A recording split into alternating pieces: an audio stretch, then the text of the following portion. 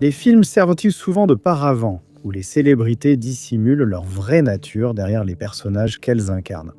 Mais lorsque le décor passe du prochain grand blockbuster à celui de la salle d'interview, un changement notable s'opère, laissant les intervieweurs et les fans déconcertés. Numéro 10.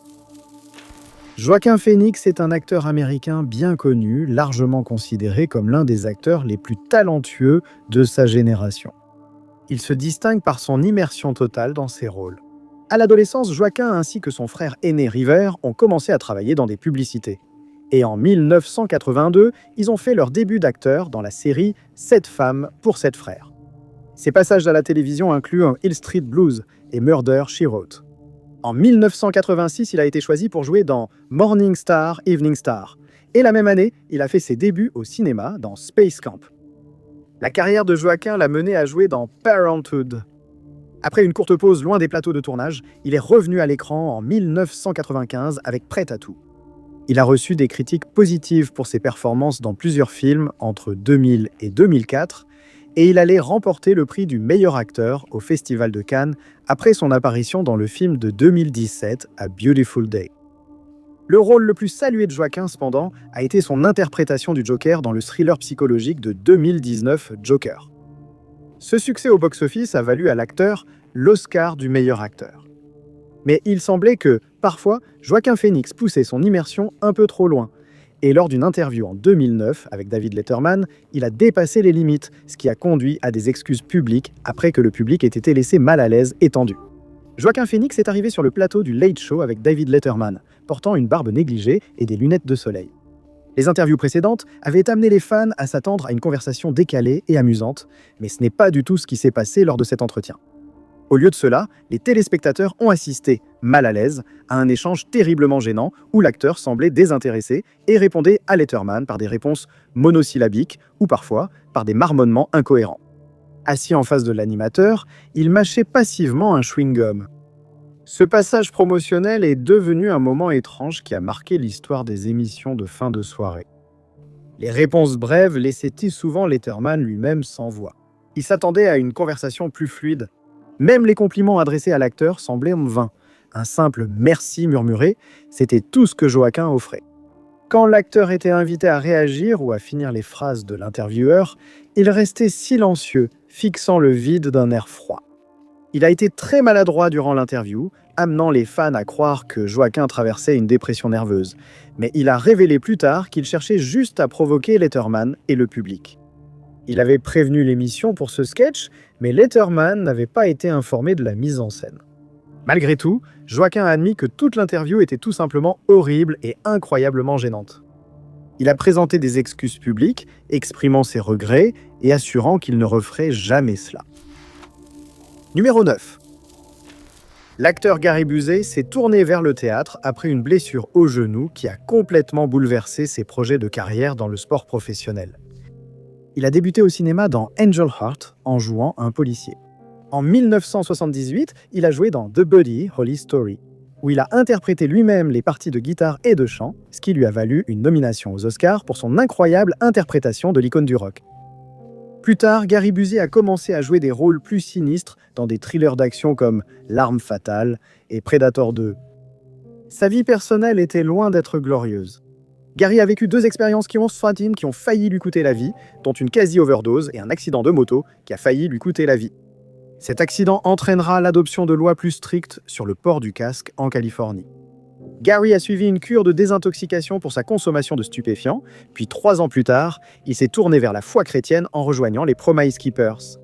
Ses pitreries, cependant, étaient loin d'être terminées.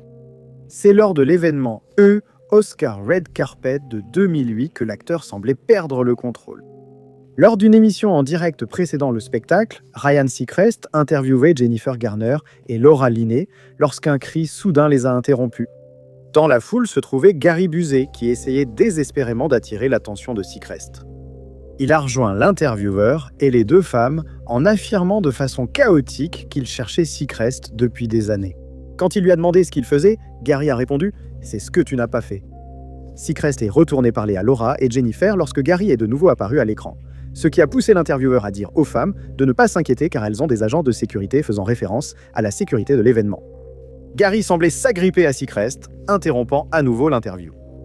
Laura et Jennifer se sont alors tournées vers Gary, qui s'est imposé dans la conversation. Il a salué Laura avant que Seacrest lui demande s'il connaissait Jennifer Garner. Il s'est tourné vers elle et a tenté un câlin maladroit, laissant l'actrice visiblement mal à l'aise et choquée. On a alors appris que Gary avait embrassé Jennifer dans le cou lors de l'étreinte, ce qui l'a troublé. Après le départ de l'actrice, Seacrest et Gary ont repris leur conversation. L'acteur lui a dit qu'il le verrait à la fête. Tu sais, celle-là. Plus tard ce soir-là, Gary a été interviewé par une très jeune journaliste qui l'a intimidé. Les images montraient le reporter demandant à l'acteur quels conseils il donnerait aux jeunes célébrités ayant des problèmes avec la loi. Gary est devenu intimidant et a dit méchamment qu'elle devait parler plus fort car il ne l'entendait pas. Elle a répété la question plusieurs fois, suscitant des réponses impolies et insistantes de l'acteur, dont « Qu'est-ce que tu me demandes ?» Quand la jeune journaliste lui a demandé son avis sur des célébrités comme Britney Spears et Lindsay Lohan, il a sèchement répondu qu'elles n'étaient pas des célébrités, les traitant de perdantes et d'idiotes. Il a aussi accusé Paris Hilton au sujet des associations caritatives auxquelles elle avait parlé, la traitant même de menteuse pathologique. Bien que l'acteur se soit excusé plus tard pour son comportement sur le tapis rouge, en particulier pour son échange gênant avec Jennifer Garner, l'événement avait déjà été entaché par son attitude barbare. Numéro 8. Le regretté Burt Reynolds est vénéré comme un acteur américain talentueux de télévision et de cinéma, dont la personnalité détendue et l'humour autodérisoire ont fait de lui une grande vedette du box-office. Sa carrière à l'écran a commencé en 1958 avec des apparitions dans plusieurs émissions de télévision, notamment Flight, Schultz Playhouse et Pony Express. Il a aussi été choisi pour jouer dans Riverboat avec Darren McGavin. En 1961, il est apparu à Broadway dans Look Who's Come to Town et a poursuivi sa longue carrière en tant qu'invité dans des séries telles que Route 66, La Quatrième Dimension et Perry Mason. La première grande chance de Burt fut d'être choisi pour Gunsmoke comme Clint Asper, le forgeron mi-comanche. L'acteur a également joué dans de nombreux films populaires, notamment Shamu, L'homme qui aimait la danse du chat, White Lightning, Plein la gueule et Smokey et le bandit. Connu pour ses cascades, il s'est fracturé la mâchoire lors de l'une d'elles. Les apparitions télévisées de Burt ont continué régulièrement jusqu'au milieu des années 80, lorsque ses films n'étaient plus des succès. Il a fini par revenir à la télévision avec le rôle principal dans la série policière B.L. Stryker. Il a gagné un Emmy du meilleur acteur pour Evening Shade et avait été choisi pour Il était une fois à Hollywood de Quentin Tarantino, mais il est décédé avant de tourner ses scènes. Son dernier rôle était un petit rôle dans le film de boxe Shadow Fighter. En 1994, Burt Reynolds est apparu dans The Tonight Show et a partagé un canapé avec Mark Summers, l'animateur de Nickelodeon. Cependant, l'interview avec Jay Leno était loin d'être une partie de plaisir et totalement inhabituelle par rapport à la personnalité comique habituelle de Burt.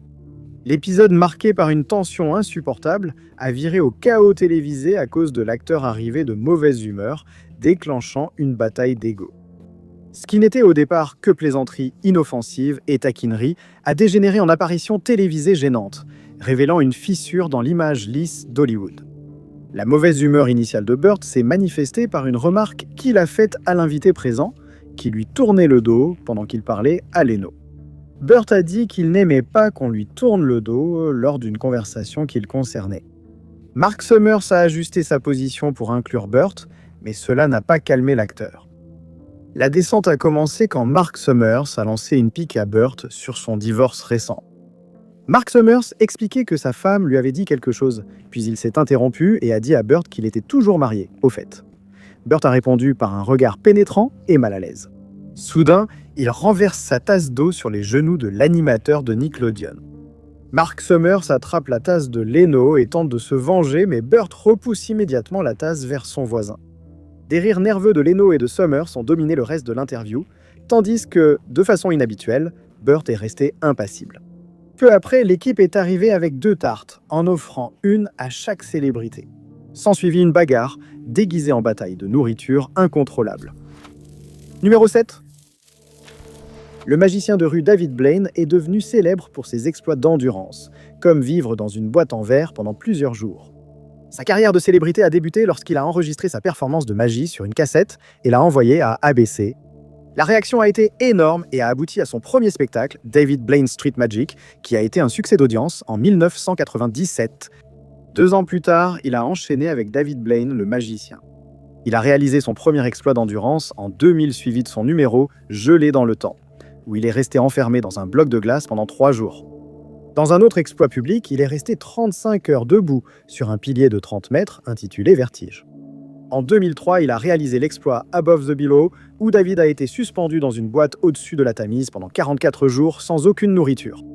Cela a attiré l'attention des médias du monde entier, des milliers de personnes se rassemblant sur place pour assister à sa libération ultérieure. En 2006, sa performance suivante fut celle de l'aquarium humain, où il est resté immergé dans une sphère remplie d'eau pendant 1 semaine. Il recevait air et nourriture via des tubes. Bien qu'il n'ait pas battu le record d'apnée sous l'eau, David s'est échappé de lourdes chaînes en immersion. Il était clair dès le début que la célébrité était étrange et imprévisible. En 2001 cependant, sa bizarrerie allait culminer lors d'une interview sur GMTV. L'illusionniste est apparu dans l'émission matinale britannique avec l'animateur Eamonn Holmes. Holmes tentait une interview classique avec David, dont la personnalité mystérieuse devenait franchement inquiétante. Il a refusé d'interagir avec l'animateur, fixant droit devant lui avec une expression impassible et ne répondant rien d'autre. Quand il répondait aux questions, il parlait d'une voix incroyablement lente et étouffée.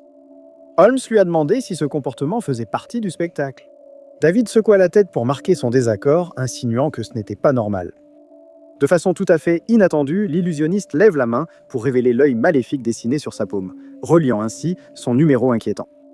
L'équipe, lui inclus, a évoqué ce comportement étrange, le comparant à un accident de voiture où l'on tente de comprendre la situation. Des membres du personnel ont avoué être si nerveux qu'ils avaient les mains moites, tentant de deviner la suite. Le comportement étrange de David lui faisait craindre la façon dont l'entretien allait se terminer. Numéro 6. Billy Bob Thornton est un nom connu de tous. L'acteur, réalisateur, scénariste et musicien américain est remarquable pour sa polyvalence et son comportement excentrique. Il a grandi dans une famille ouvrière en Arkansas, élevé par sa mère qui se disait voyante et son père, professeur d'histoire. Il a déménagé à Los Angeles en 1981 pour poursuivre une carrière d'acteur et d'écrivain. À ses débuts à Hollywood, il a souffert de graves problèmes de santé dus à la malnutrition. Pour son scénario de Sling Blade, Thornton a remporté un Oscar. Il a réalisé et joué dans ce film. Ses autres apparitions les plus connues incluent Un plan simple, À l'ombre de la haine et Bad Santa. Tout au long de sa carrière cinématographique, il a également poursuivi une carrière musicale, sortant plusieurs albums solo.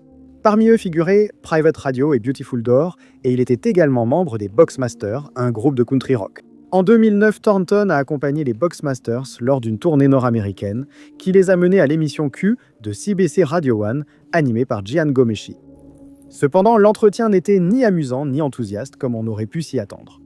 Elle fut l'une des interviews les plus gênantes de l'histoire. Le comportement étrange a débuté dès l'entretien. La caméra a zoomé sur l'animateur et chacun des invités. Thornton avait l'air inquiet et détaché. Les membres de son groupe le regardaient aussi, donnant à l'interview une étrange atmosphère d'inquiétude. C'est devenu encore plus bizarre quand Ghomeshi a voulu confirmer la formation du groupe quelques années auparavant. Sa question était pour Thornton qui répondit froidement « Je ne sais pas de quoi vous parlez ». Quand Ghomeshi a insisté pour savoir quand le groupe s'était formé, Thornton a juste répondu qu'il n'en était pas certain. Un autre membre du groupe a indiqué à l'animateur qu'ils jouaient ensemble depuis 2 ans. Ghomeshi s'est demandé s'ils avaient sorti 3 albums pendant cette période. Encore une fois, la caméra se tourne vers Thornton, visiblement désengagé et évitant le regard de l'animateur. Encore une fois, un autre membre du groupe a répondu à la question, expliquant qu'ils avaient sorti 5 albums au cours des 2 dernières années. L'animateur a alors inclus Willie Nelson dans la discussion, demandant au groupe si c'était la première fois qu'ils joueraient avec lui. Ghomeshi a demandé à Thornton ce qu'ils avaient appris de Nelson lors de leur dernière tournée ensemble. Thornton a simplement dit ne jamais l'avoir rencontré. L'animateur a demandé si l'acteur était ironique, mais celui-ci a nié et suggéré qu'il ne connaissait pas Nelson. Le reste des Boxmasters paraissait aussi mal à l'aise durant l'interview. Ils souriaient peu, répondaient lentement et leur voix montrait un malaise. Ghomeshi a parlé aux membres du groupe de ce qui influençait leur musique. La personnalité distante de Thornton a rapidement changé lorsque l'animateur lui a demandé quelle musique l'avait inspiré dans son enfance. L'acteur a donné une réponse assez longue mais sans rapport. Il a expliqué qu'il aimait simplement le baseball quand il était enfant. Il était aussi abonné à un magazine appelé Famous Monsters of Filmland, dont l'éditeur était récemment décédé. Ghomeshi a tenté de rejouer la conversation, demandant s'il se souvenait de ce qu'il écoutait jeune. Thornton a répondu avec une autre longue explication, disant « Eh bien, ils organisaient un concours où l'on pouvait construire son propre modèle, et cela pouvait être King Kong ou n'importe quoi, que ce soit quelque chose que vous aviez créé vous-même ou l'un des monstres qui figuraient réellement dans les magazines. » Ghomeshi a demandé où la musique entrait en jeu dans cette réponse et s'il était passionné par l'industrie musicale. Il a répondu « Poseriez-vous cette question à Tom Petty ?» L'animateur a dit qu'il le ferait, mais Thornton n'avait pas l'air convaincu. À partir de là, l'interview a rapidement dégénéré, l'acteur s'emportant à cause de la mention de sa carrière d'acteur. Les producteurs de QTV semblaient avoir ordre d'éviter d'évoquer la carrière d'acteur de Thornton, bien qu'elle ait été mentionnée au début de l'interview. Ghomeshi a expliqué qu'il donnait simplement du contexte sur Thornton pour informer les auditeurs, mais Thornton a refusé d'écouter. Les réponses hostiles et glaciales ont continué, créant une atmosphère de tension inconfortable. Thornton compare ensuite un concert de rock au Canada à de la purée de pommes de terre sans sauce, montrant combien il les trouve ennuyeux. L'interview se termine lorsque Ghomeshi demande au groupe de jouer. Sauf Thornton, les Boxmasters ont joué de la musique. La prestation à la radio a été un véritable désastre, laissant les membres du groupe de Thornton assis dans un silence gênant, apparemment terrifiés à l'idée d'intervenir, et a suscité un sentiment de malaise chez les spectateurs. Lors de leur prochaine prestation, le groupe a reçu des commentaires sur la sauce, et l'interview gênante a été tournée en dérision dans l'émission comique I Think You Should Leave. Numéro 5. L'acteur américain Mel Gibson, né aux États-Unis, a grandi en Australie, où il s'est inscrit à l'Institut national d'art dramatique. C'est là qu'il a fait ses débuts au cinéma en jouant un surfeur dans Simmer City. Après son diplôme, il a intégré la troupe de théâtre d'État d'Australie-Méridionale. Puis, 2 ans plus tard, il a joué le rôle principal dans Mad Max, incarnant un policier renégat en quête de vengeance. Il allait ensuite devenir une star internationale des films d'action et d'aventure des années 1980, puis être salué comme réalisateur et producteur. Gibson s'est imposé comme une grande vedette du box-office avec des films comme Mad Max, Au-delà du Dôme du Tonnerre et la série L'Arme Fatale. Il a également reçu des éloges pour ses rôles plus sérieux, comme dans L'Année de tous les dangers et Hamlet. Gibson a fait ses débuts en tant que réalisateur avec le film L'Homme sans visage. Il a ensuite réalisé Braveheart, dans lequel il incarnait le héros national écossais, Sir William Wallace, et le film a remporté 5 Oscars, dont ceux du meilleur film et du meilleur réalisateur. Mais Mel Gibson a aussi connu des moments où il n'était pas aussi respectable que son charme le laissait penser. En 2010, l'acteur est apparu dans une émission de la chaîne WGN de Chicago avec le journaliste Dean Richards pour promouvoir son nouveau film Hors de contrôle, une interview qui allait révéler la véritable nature de Gibson. L'interview a débuté normalement, avec des salutations amicales entre les deux hommes, l'acteur étant à l'écran et non en personne. Ils ont parlé du prochain film Hors de contrôle et ont brièvement évoqué Mad Max. Richards a ensuite interrogé Gibson sur sa pause de 7 ans sans tourner de film. L'acteur a expliqué qu'il s'était discrètement retiré de la scène temporairement pour s'occuper de certaines mauvaises habitudes. Il voulait rompre la routine et faire quelque chose de différent pour raviver sa passion et sa créativité. Richards a alors demandé à son invité s'il se sentait différent, ou s'il était devenu quelqu'un de meilleur qu'il y a quelques années. L'animateur a fait allusion à certains aspects de la vie de Gibson dont ils avaient entendu parler, les qualifiant de haut et de bas. En 2006, l'acteur a été arrêté pour conduite en état d'ivresse et aurait tenu des propos virulents envers les agents qui l'ont interpellé. Au début, Gibson a accepté la question et a reconnu que sa vie avait été de véritables montagnes russes, mais qu'il croyait toujours être la même personne qu'il avait toujours été. Il a aussi évoqué comment le temps enseigne et ce qu'on apprend avec lui. Mais quand Richard a demandé à l'acteur si le public le verrait différemment après tout ce qui avait été dit dans les médias, Gibson s'est montré visiblement agité. Pour clarifier, Richards est revenu sur les problèmes d'alcool et une prétendue diatribe violente dirigée contre les religions des policiers qui l'ont arrêté. Gibson, désormais tendu, a expliqué que cet événement remontait à 4 ans et qu'il était passé à autre chose. Il a ajouté que Richards, lui, n'avait clairement pas tourné la page. L'animateur a continué à insister sur la question, se demandant si son invité pensait que ses fans pourraient avoir une opinion différente de lui. Gibson a insisté pour qu'ils oublient cette conversation. L'interview a brusquement pris fin quand Richard a dit « Ça fait plaisir de te revoir en selle ». Gibson lui fait un signe de pouce levé en le saluant. Mais l'acteur reste visible à l'écran, son micro enregistrant toujours. Et au tout dernier moment, Gibson marmonne un juron fort et clair à l'adresse de Richard. Le flux satellite a été coupé. L'animateur a ensuite fait la remarque suivante, disant que, célèbre ou non, la véritable valeur d'une personne se mesure à la façon dont elle agit lorsqu'elle pense que personne ne la regarde. Numéro 4. Jared Leto a été encouragé par sa mère à s'intéresser aux arts, ce qui l'a conduit à l'Université des Arts et à l'École des Arts Visuels, où il a étudié la peinture et le cinéma. Il a ensuite déménagé à Los Angeles, où il a immédiatement commencé à jouer dans des séries télévisées, notamment Camp Wilder. Il a connu le succès en étant choisi pour incarner Jordan Catalano dans la série culte My So-Called Life. Leto allait devenir un acteur majeur, musicien et lauréat de l'Oscar du meilleur acteur dans un second rôle pour Dallas Buyers Club. Il est reconnu pour ses apparitions dans Fight Club comme Angel Face et ses rôles marquants dans Une vie volée et American Psycho. Il s'est forgé une réputation pour les efforts exceptionnels qu'il déployait afin de se préparer à un rôle, ce qui a été mis en avant dans sa performance d'accro dans Requiem for a Dream. Leto est allé jusqu'à vivre dans la rue avec de vrais toxicomanes et a perdu 11 kilos pour se préparer à ce rôle. Il a également cofondé et dirigé 30 Seconds to Mars, le célèbre groupe de rock alternatif. L'étendue des efforts du célèbre acteur a atteint son paroxysme en 2019 lors du Met Gala, lorsqu'il s'est présenté avec un accessoire inattendu qui a laissé le public et certains invités visiblement mal à l'aise. Leto portait une longue robe en soie rouge à col montant Gucci pour le gala sur le thème camp.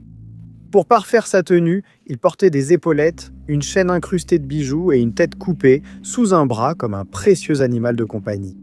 Bien sûr, l'accessoire n'était pas une vraie tête coupée. C'était une réplique fabriquée par Gucci de sa propre tête. Le sac de remplacement désincarné de Leto arborait un visage sans expression, à la fois en partie espiègle et surtout dérangeant. La scène a renversé les idéologies de la mode et transformé l'événement en film d'horreur. Extra TV 25 a couvert l'événement et a capturé les images troublantes des moments où l'acteur tenait son double de tête pour que les photographes puissent le voir. Il s'est approché des journalistes sur le côté, dévoilant l'étrange accessoire qu'il a posé sur son bras, tel un oiseau aux longues mèches tombantes. Numéro 3. Le chanteur, compositeur, arrangeur et danseur américain James Brown est l'un des artistes les plus influents du XXe siècle, dont les réalisations lui ont valu le surnom de l'homme le plus travailleur du show business. Brown a grandi dans le Sud, ségrégué pendant la Grande Dépression, et était tellement pauvre qu'il a été renvoyé de l'école primaire parce qu'il n'avait pas assez de vêtements. Il n'a jamais oublié cette expérience, ce qui a entraîné son penchant à l'âge adulte pour porter des manteaux luxueux, des capes élaborées et des bijoux en or.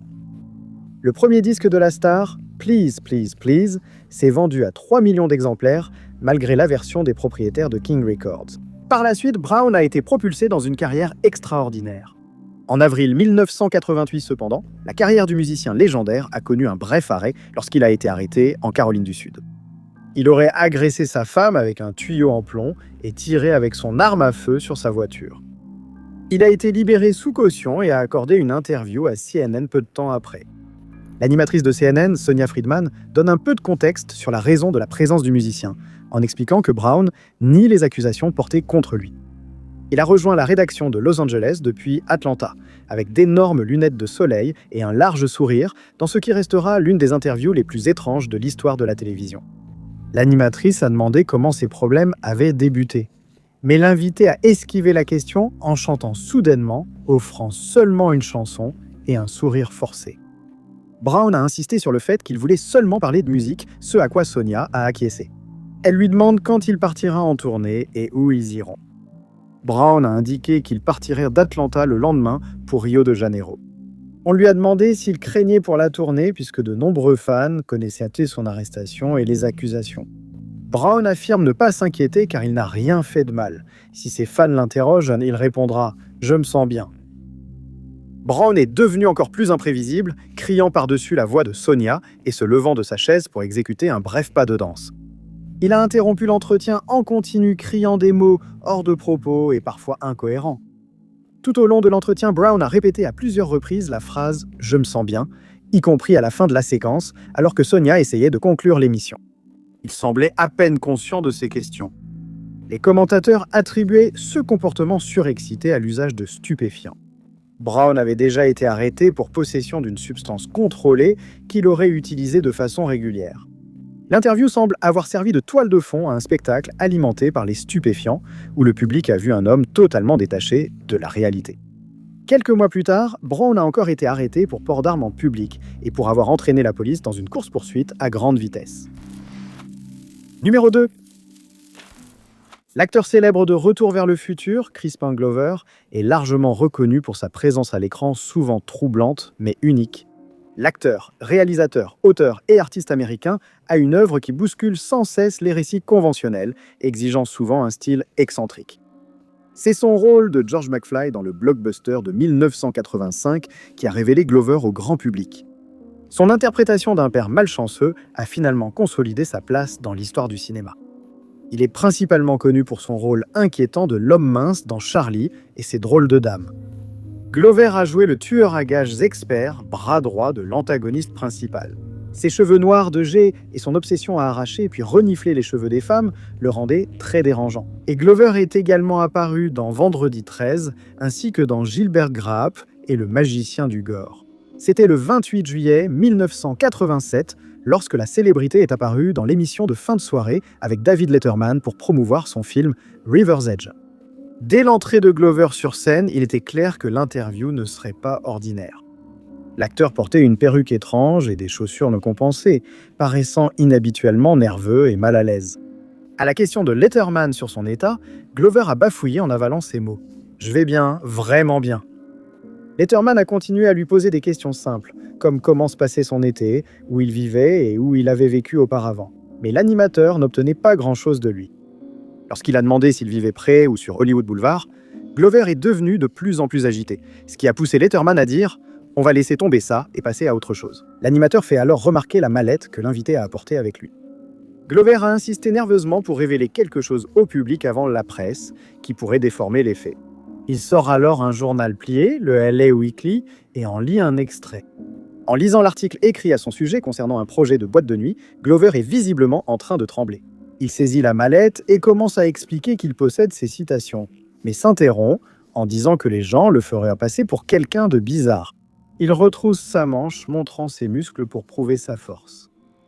Letterman souligne combien il semble bouleversé. Glover propose un bras de fer, mais l'animateur refuse. L'acteur imprévisible se lève en affirmant pouvoir le battre. Il a affirmé savoir donner des coups de pied et a fait une démonstration. Sa chaussure à plateforme passe à 2,5 cm de la tête de Letterman. En réponse à cela, Letterman quitte son plateau et dit au public qu'il reviendra dans quelques minutes. Lorsque l'émission reprend, Glover est parti. Quelques semaines plus tard, Glover est revenu chez Letterman, toujours aussi étrange. Il riait tout le temps et bafouillait, et aucune véritable explication n'a jamais été donnée pour son comportement étrange. Numéro 1. Jim Carrey est l'un des acteurs les plus célèbres, vénéré pour sa polyvalence et ses performances exubérantes. Le comédien canado-américain Jim Carrey a commencé sa carrière à l'âge de 19 ans où il a été choisi pour le téléfilm canadien Introducing Janet, connu dans d'autres pays sous le nom de Rubberface. En 1984, il a fait ses débuts au cinéma avec Finders Keepers, suivi de Once Bitten. Jim Carrey a ensuite connu un succès immédiat avec Ace Ventura, détective pour chiens et chats. Il a également joué des rôles majeurs dans des succès au box-office comme Dumb and Dumber et The Mask. Sa performance en tant que timide employé de banque, qui devient un beau parleur au visage vert, lui a valu la première de nombreuses nominations au Golden Globe. Il a repris son rôle de détective animalier excentrique dans Ace Ventura, Quand la nature s'en mêle et joué l'homme mystère dans Batman Forever. Mais Jim Carrey est connu pour sa réticence à se conformer au moule hollywoodien. Il juge Hollywood superficiel et égocentrique. Il est célèbrement cité pour avoir dit « Il n'y a aucun sens à tout cela », à propos de la Fashion Week de New York, 2017, ajoutant « Je voulais trouver la chose la plus dénuée de sens et participer. Me voilà ». En contraste avec ses opinions incessantes sur le monde des célébrités, il y a eu l'apparition inhabituelle de Carrey lors des Césars 2026 à Paris.